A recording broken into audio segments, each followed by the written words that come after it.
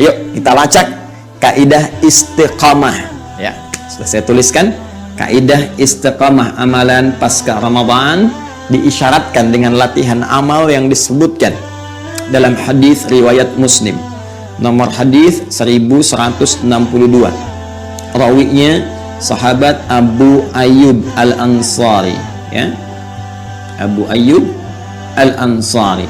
Di sini ada isyarat dari Nabi Sallallahu Alaihi Wasallam latihan amal pasca Ramadan yang dengan amalan itu bahkan ada isyarat dari sisi pahala pun dinilai seperti orang yang puasa selama setahun. Dan kita akan lihat esensi dari kalimat itu apa. Yuk kita catat bunyi hadisnya. Man shoma Ramadana, menggunakan man shoma Ramadana. Saya tuliskan mannya saja dulu. Siapapun, ini sekali lagi bentuknya personal, singular, tapi sifatnya berupa umum, universal. Artinya ajakan ini ditujukan pada setiap personal kita, lelaki, perempuan, tua, muda, besar, kecil, sepanjang dia baligh dan muslim, berakal. Perhatikan sini, umum sifatnya siapapun yang mau. Ya, shoma Ramadana, yang telah menuntaskan puasa Ramadannya, telah selesai. Thumma atba'ahu sittan min Syawal. Ya, thumma kemudian atba'ahu sittan min Syawal. Allahu akbar. Sittan min Syawal. Kemudian ia lanjutkan dengan menunaikan puasa 6 hari. 6 waktu, sittan min Syawal, dari bulan Syawal. Bulan ke-10. Ya, Ramadan tuntas, lalu ada latihan amal lagi, dan ternyata latihan amal ini itu didesain langsung, disampaikan oleh Rasulullah SAW untuk melatih sifat istiqamah kita pasca Ramadan supaya diteruskan setelah Ramadan. Apa amalannya? Ya, kata Nabi, teruskan puasa, atba'ahu, dia lanjutkan puasanya 6 hari pasca Ramadan, yaitu di bulan Syawal. Allahu akbar. Apa jaminannya? Karena kasiyamid dahri. Kalau dia bisa lakukan itu, maka seakan-akan ia telah menuntaskan puasa sepanjang tahun.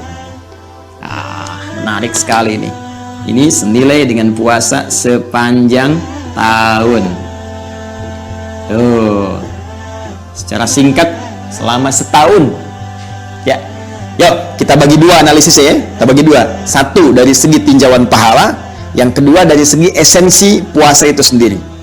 Fokus. Kalimat Nabi menyebutkan orang-orang yang meneruskan amalan Ramadan, kemudian dilatih 6 hari pasca Ramadan di bulan Syawal dengan menunaikan puasa, dan puasa ini hukumnya bukan wajib, jadi nggak sama dengan Ramadan. Ini sifatnya sunnah. Ditawarannya terbuka, Anda mau kerjakan silahkan, tidak pun tidak berdosa. Baik, tapi kalau Anda bisa kerjakan ini, pertama kata Nabi, nilainya itu sama dengan setahun puasa penuh. Qasiyamud dahri, seperti sepanjang tahun. Jadi dari Ramadan selesai, kita cuma puasa 6 hari, itu nilainya 11 bulan itu seperti puasa, sampai ketemu Ramadan lagi. Dan kalau ini jadi kebiasaan, setiap selesai Ramadan, 6 hari Syawal, 6 hari Syawal, itu seakan-akan seumur hidup dia puasa. Setiap waktu dia puasa. Nah, sekarang kita lihat dari ukuran pahalanya. Ada yang menghitung begini ya, di antara kejeniusan para ulama. Kalau kita puasa, kita contohkan ya, tahun ini ya, 1441 Hijrah. Kan 30 hari ya. 30 hari. Sekarang dari segi tinjauan pahala. Ya. Puasa, siam termasuk perbuatan hasanah. Hasanah. Ya. Hasanah tuh setiap perbuatan yang punya nilai pahalanya. Perbuatan baik yang punya nilai pahala. Karena itu sholat pun disebut hasanah. Ya, Quran surah 11 ayat 114. Aqimis sholat tarafain nahar wa zulafan minal lail innal hasanat. Tuh, sholat disebut dengan hasanah. Puasa juga masuk hasanah. Karena kalau ditunaikan dengan benar, ada nilai pahalanya. Kaidah pahala itu diisyaratkan di Quran surah ke-6 Al-An'am ayat 160. Minimalnya sekali hasanah, satu perbuatan baik yang punya nilai pahala itu poinnya 10. Yuk kita baca ayatnya. Man jaa bil hasanati, siapa yang mengerjakan satu perbuatan baik yang punya nilai pahala, falahu asyru amthaliha, maka dia punya nilai 10 kali nilainya. 10. Jadi kalau kita ambil 30 hari saya puasa, ambil batas minimal kali 10. Jadi berapa? 300 kali ya, 300 nilainya. 30 kali 10, 300. Baik, fokus. Sekarang saya tambah dengan 6 hari, ya kan? Berarti kita masukkan 6 dikali 10 juga, rumus yang tadi, ya kan? Sehari dapat 10, hari kedua dapat 10. Ingat-ingat 10-nya bukan ngitung begini, 1, 2, 3, 4, terlalu kecil. Kalau ngitung pahala, ukurannya nanti akan sangat berbeda. Di hadis Muslim saja, baru datang nyampe masjid, belum ngapa-ngapain, sudah 25 kebaikan. Satu kedua 500 tahun, dua ketiga 500 tahun, tiga keempat 500 tahun, demikian seterusnya. Kembali ke sini, saya tunaikan 6, insya Allah 6 hari Syawal. Kalikan 10 yang dasar, 6 kali 10, 60 kan? Kalau kita jumlahkan yang ini, 30 hari Ramadan tuntas, kali 10 300, tambah 6 hari Syawal, kali 10 60, 300 tambah 60, berapa? 360. Saya mau tanya, setahun itu berapa hari? Hah? Hitungan Hijriah, jangan pakai Masehi, ya. Kalau pakai Masehi 365 hari. Sekarang pakai Hijriah, bukankah puasa menggunakan Hijriah, ya kan? Baik, bukankah setahun itu 354 hari kurang lebih, ya kan? Kalau kita bulatkan, ambil tengah-tengahnya antara Masehi dengan Hijriah, maka ketemu ini yang tengah-tengah, 360. Ini yang diisyaratkan dari hadis Nabi dari sisi timbangan pahala. Orang yang puasa Ramadan 30 hari itu ditambah dengan Syawal 6 hari itu, teman-teman sekalian, seakan-akan dia berpuasa sepanjang tahun. Dari segi tinjauan pahala, dia punya pahala setahun full. 300 tambah 60, 360. Jelas? Belum selesai. Yang kedua, kita bicara esensi. Bukankah esensi puasa menjaga kita dari perbuatan maksiat, meningkatkan takwa kita kepada Allah Subhanahu wa Ta'ala, ya kan? Masih ingat tinjauan kita di pertemuan yang lalu? Inti puasa melahirkan nilai takwa. Takwa secara singkat adalah kemampuan untuk meningkatkan ibadah kita kepada Allah, sekaligus ya dorongan kita untuk menjauhkan dari perbuatan maksiat, menjalankan perintah Allah, menjauhi larangannya, terkumpul pada nilai-nilai kebaikan. Itu esensinya.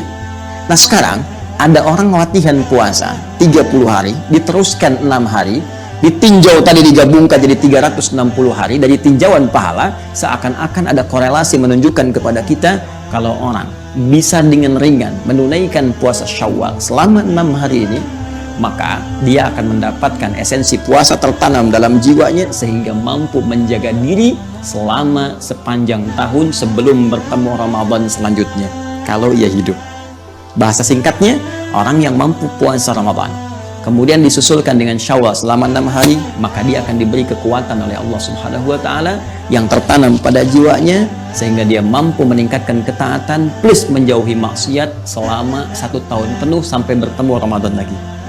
Jadi kalau ketemu Ramadan diteruskan lagi sampai meninggal, maka selama hidupnya dia akan memiliki nilai takwa dalam jiwanya. Itu rahasianya.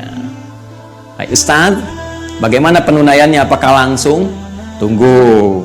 Hari pertama kita Idul Fitri dulu, makan dulu, tunjukkan yang Ramadan sudah selesai. Karena itu haram hukumnya menunaikan puasa di hari pertama Syawal. Awas, semangat itu penting, tapi ilmu itu juga jauh lebih penting.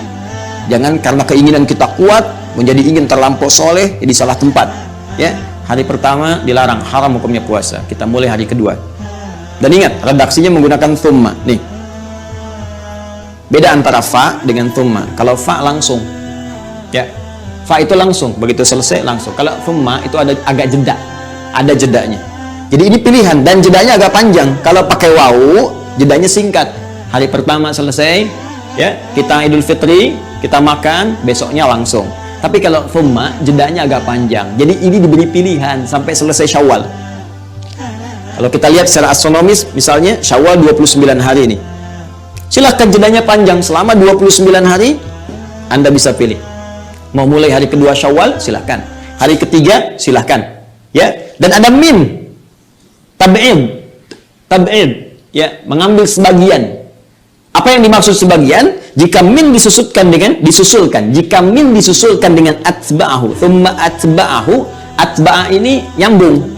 Ya, nyambung. Jadi ada yang memaknai puasanya nyambung. Jadi kalau dari 2, 3, 4, 5, 6, 7, 6 hari selesai. Tapi karena ada huruf min, nggak bisa dimaknai langsung seperti itu. Artinya apa? Silahkan, yang penting bersambung dari Ramadan itu, disela dulu oleh Idul Fitri, silahkan teruskan puasa Syawalnya, sambungkan dari Ramadan ke Syawal dengan jeda Idul Fitri. Cuma untuk menunaikannya, silahkan cari waktu-waktu strategis dari 29 ini, tidak harus berurutan. Kalau mau berurutan, mampu, silahkan. Kalau tidak, nggak ada masalah. Misal hari kedua puasa, hari ketiga berhenti dulu karena ada orang berkunjung, ya, ngajak makan dan sebagainya. Walaupun sebetulnya situasi sekarang ini lebih enak, ya, karena memang kondisi sangat terbatas, jadi kita bisa maksimal ibadah, lanjut ke Syawal, Masya Allah, ya. Kalau ada kondisi tertentu, sakit atau harus buka, nggak ada masalah. Nanti hari kelima boleh lagi, baru dapat 4, 6-nya nggak kuat, hari ke-7 mulai lagi, silahkan. Ustaz, bagaimana bagi perempuan yang tengah datang bulan, ada haidnya? Jangan khawatir, Allah berikan keutamaan yang sama. Qadha dulu, ya, qadha dulu yang saat Ramadan. Ada akhwat kita yang diberikan rukhsah oleh Allah melalui haidnya, maka berlaku hukum Al-Baqarah 184, ya, fa'iddatum min ayyamin ukhar, qadha di hari yang lain. Maka segerakan qadha dulu karena sifatnya wajib. Tunaikan dulu yang wajib, kemudian tanamkan keinginan untuk mengerjakan yang Syawal ini. Begitu Anda dapatkan waktunya, selesai qadhanya, maka segera susulkan dengan Syawalnya. Tapi kalau nggak sempat Ustaz, waktunya habis, bagaimana? Niatkan dengan qadhanya, tanamkan keinginan kuat untuk mengerjakan Syawalnya. Insya Allah dengan itu mendapatkan bagian dari puasa Syawalnya. Sungguh Allah melihat pada kesungguhan hati kita, bukan sekedar pada amalan yang kita tampakkan. Paham? Baik, jadi dari sini kita bisa simpulkan bahwa ada amalan pasca Ramadan yang akan sangat menentukan kualitas puasa kita, bahkan sampai 1 tahun ke depan, sampai bertemu Ramadan lagi, kalau memang itu diizinkan oleh Allah Subhanahu wa Ta'ala. Amalan itu selain dilatih lewat sholat Idul Fitri, amalan berbagi, juga puasa 6 hari di bulan Syawal yang hakikatnya sebagai latihan konsistensi. Waktu adzan sudah tiba, mudah-mudahan puasa kita diberkahi. Mari kita berbuka. Subhanakallahumma wa bihamdika, asyhadu an la ilaha illa anta, astaghfiruka wa atubu ilaik. Walhamdulillahirabbil alamin. Terima kasih ya Allah. Ini hari terakhir kami puasa, dan dengan suara adzan pula kultum ini ditutup, dan dengan izin-Mu ya Allah, mohon terima ibadah kami, sayangi kami, dan berikan pahala terbaik seperti yang telah Engkau janjikan. Assalamualaikum warahmatullahi wabarakatuh.